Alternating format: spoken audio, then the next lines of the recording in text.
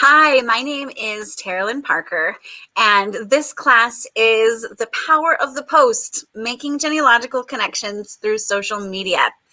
I have been working as a social media manager for over 10 years, and I also love doing family history. I am excited that this class combines both of those passions. I am going to share with you some stories about posts that have been vital to my genealogy experience and hopefully inspire you and help you to make some posts of your own. Let's get started.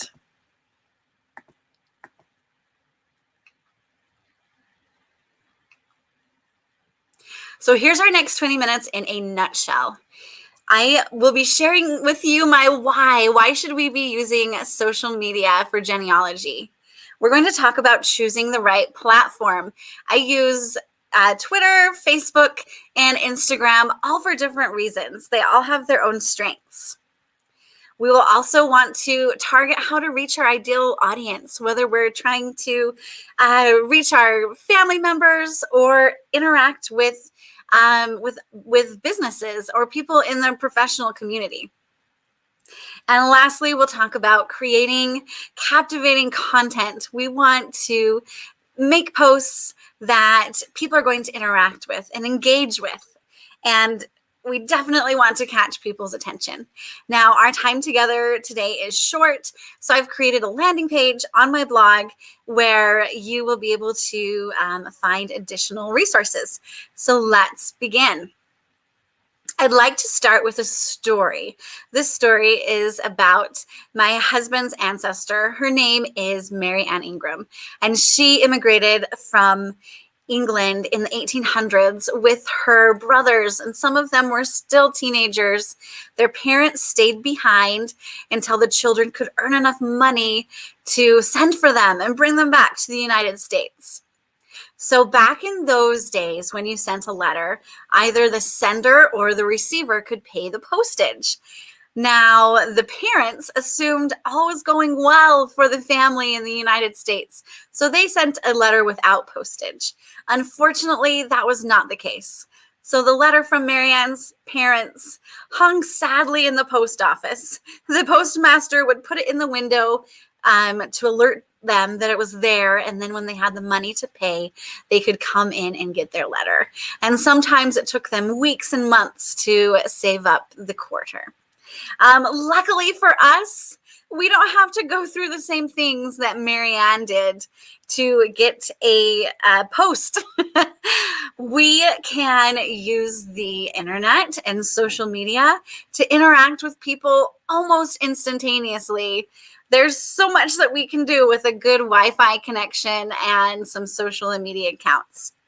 So let's dive right in. Now, last year in 2020, I helped to create the 21-day Family Connections Experiment. It is a social experiment. It is a social experiment that examines the psychological benefits of doing daily family history-oriented tasks. Doing family history, personally for me, has brought me a lot of joy, a lot of perspective from the hard times that my ancestors have been through that I've learned from. So my friends and I, we wanted to see if other people would have the same experience. So we created this 21-day challenge. And one of the participants, after doing it, they said this. They said, I learned that I can make a difference in other people's lives by sharing what I am learning and doing. I normally keep what I do to myself, but I posted every day of this challenge, and I was surprised at the impact those posts had on friends and family. Social media can be a lot of doom and gloom, right? As genealogists and family historians, we have an opportunity to share what we know, to break our family history down into bite-sized shareable pieces that we can use to inspire and help our family. Now, where should we post? 3 of my favorite platforms are Instagram, Facebook, and Twitter. Any of these platforms can be used both for personal and professional purposes. Instagram, as you know, is a wonderful place for curated photos and videos, and I love to use it to share these photos that I'm scanning in of my ancestors and attach stories and tidbits from their lives. Facebook, you also have your personal page, your wall. And one of my favorite things about Facebook are the Facebook groups. I love the communities. I have personal family groups, like family reunion type groups, but then I'm also a part of many other genealogical type groups, and I'm going to share those with you. And Twitter is my absolute favorite place to network. It is less visual, but it is full of conversation. I'm going to be talking a little bit less about Twitter because I have an entire RootsTech class on that. So check that out if you want more about Twitter. But a lot of these things we're going to talk about will apply across the platforms. So here's an example of a successful family history social media post. Meet Annie Elizabeth. She is my 3 times great grandmother and just happens to be an ancestor to Carolyn Reynolds of Branches Art. I first came across Carolyn from using the RootsTech hashtag on Instagram. I discovered her account during RootsTech and I enjoyed it, so I started following it. A few months later, I'm swiping through her stories, and who do I see but Annie Elizabeth? And let me tell you, like, it made me so happy, and it kind of even makes me tear up to this day. I'd seen this photo of Annie Elizabeth before on FamilySearch, but this was the first time I had seen a family member who I didn't already know, who I wasn't already close with. This is the first time I had seen someone post a picture of my ancestor and it just made me so happy. Here was someone who I didn't even know, who I'm linked to, and who is just as excited about genealogy as I am. I immediately commented on her post, and we discovered that we live in the same town, and we've gotten together and collaborated on multiple projects, and she is now a dear friend, and you should totally follow her on Instagram as well. That is a successful social media post. She highlighted Annie's story. She shared her picture, and I could see it and say, wait a minute, me too. That's my ancestor. And it brought us closer together, and it definitely brought us closer to Annie Elizabeth.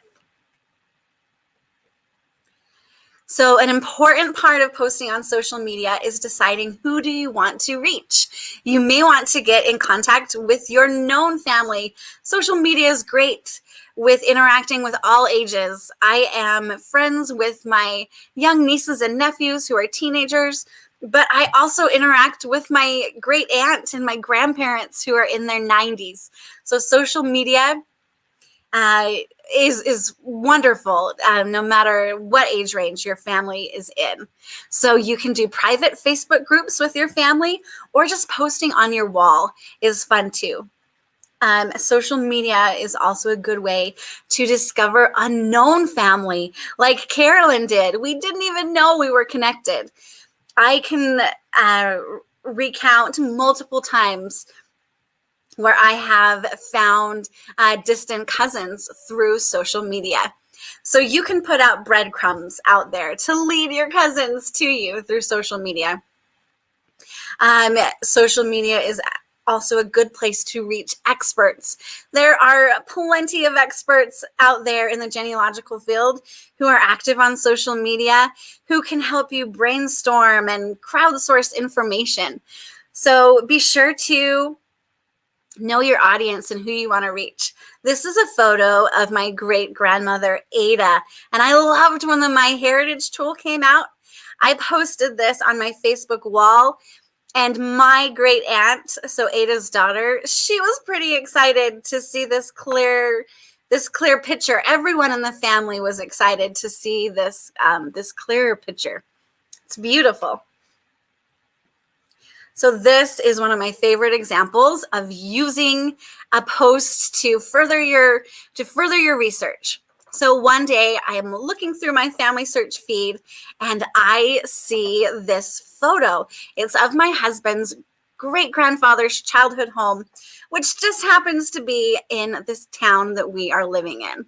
I wanted to know if it was still standing. So I decided to check in our town's, our local Facebook community group. Now, this isn't your standard genealogical group or even a family history group, but it is a good resource for crowdsourcing, for getting info. So I posted it, and within a day, I had 110 comments. The entire community felt like it was rallying around me. I had people driving around, taking pictures at street corners. We narrowed it down to 4 possibilities. The local genealogical society was piping in about land records. And the best part, I put the name of the ancestor in the comments. Suddenly, I had other descendants who we didn't know lived in the town. So other descendants were saying, wait, that's my family too. So I was able to connect with multiple people who were descended from the same great grandfather and the great great grandfather. And we were able to locate the house, and it's actually a direct descendant who lives in the house. Very cool. But the aftermath is what totally touched my heart as well. A local photographer who loves historical houses, he went and took a picture of the modern house, and I was able to purchase a current picture of the house, which might seem kind of crazy, but I loved having this photo of an ancestor home, so I can have the juxtaposition with the older home and then what it looks like today. But my absolute favorite photo, another one of the descendants went and took a picture of their daughters right outside the house. And you can tell that totally just, it warmed my heart, because that's a connection. That's a power of the post. This one question, does anyone know if this house is still standing?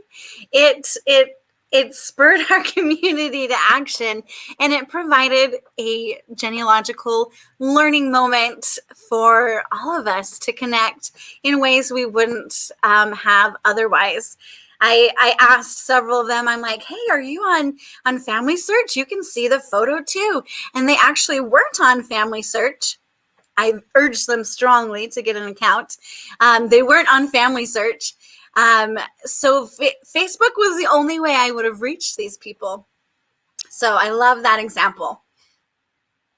Now, if you're looking for social media Facebook groups to join, you want to check out Catherine Wilson's list. She is a professional genealogist, and she has compiled the mega list over 428 pages.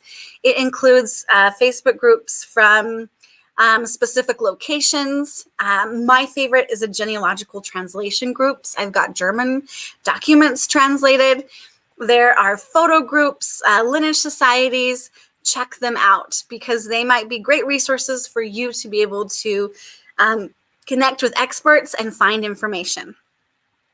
You can also search for groups on Facebook, which I have regularly done.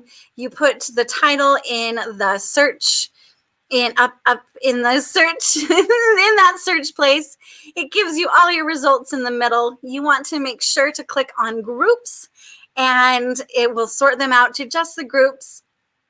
You can read a little bit more about them by clicking right on the name, and if it's interesting to you, you can join them. When I join a group, I always start with that first arrow.